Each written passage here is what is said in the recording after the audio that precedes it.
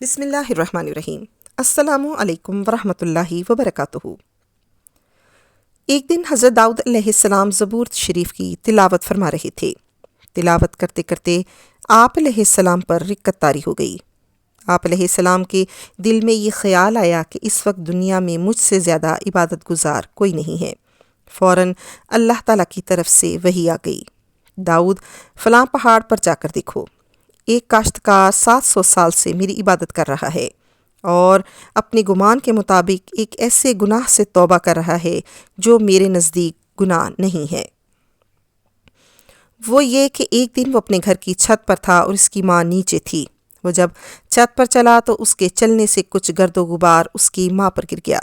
وہ شخص تم سے زیادہ عبادت گزار ہے، اسے جا کر خوشخبری دیجئے کہ میں نے اسے بخش دیا۔ حضرت داؤد علیہ السلام جب اس پہاڑ پر پہنچے تو دیکھا کہ ایک بہت ہی نجیف اور نزار اور لاغر کمزور انسان جس کی ہڈیاں چمک رہی ہیں نماز کی نیت باندھے کھڑا ہے۔ جب وہ نماز سے فارغ ہوا تو حضرت داؤد علیہ السلام نے اسے سلام کیا۔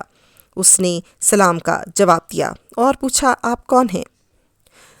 آپ داؤد علیہ السلام نے فرمایا کہ میں داؤد ہوں۔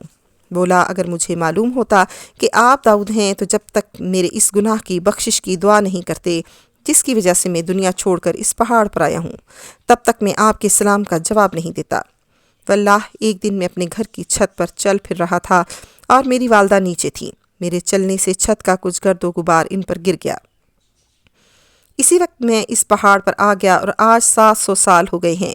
پتہ نہیں میری ماں مجھ سے ناراض ہے یا خوش ہے، لیکن میں یہ سوچ کر کہ وہ مجھ سے ناراض ہوگی اللہ سے دعائے مغفرت طلب کر رہا ہوں تاکہ میرا رب مجھ سے راضی ہو جائے اور اس کی رضا کی برکت سے میری ماں بھی راضی ہو جائے۔ 700 سال سے میں یہی کر رہا ہوں۔ اللہ کے عذاب کے خوف سے نہ مجھے کھانے کا ہوش ہے نہ پینے کی فکر ہے۔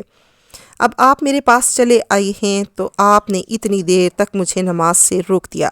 آپ نے فرمایا، مجھے اللہ تعالیٰ نے تیرے پاس بھیجا ہے اور اس کی طرف سے تیرے لیے خوشخبری ہے کہ اس نے تجھے معاف کر دیا ہے، تجھے بخش دیا ہے اور وہ تجھ سے خوش ہے، اور تیری ماں بھی دنیا سے تجھ سے خوش ہو کر گئی ہے، اور جس وقت تو چھت پر چلا پھرا تھا وہ اس چھت کے نیچے نہیں تھی اور اس کے اوپر گرد و غبار نہیں گرا۔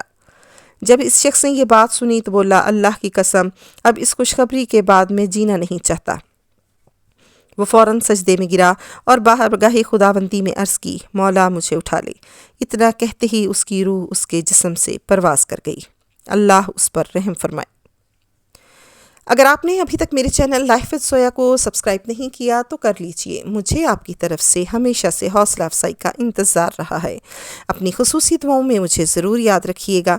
ایک نئی ویڈیو کے ساتھ بہت جلد آپ سے ملاقات ہوگی۔ تب تک کے لیے السلام علیکم ورحمۃ اللہ وبرکاتہ۔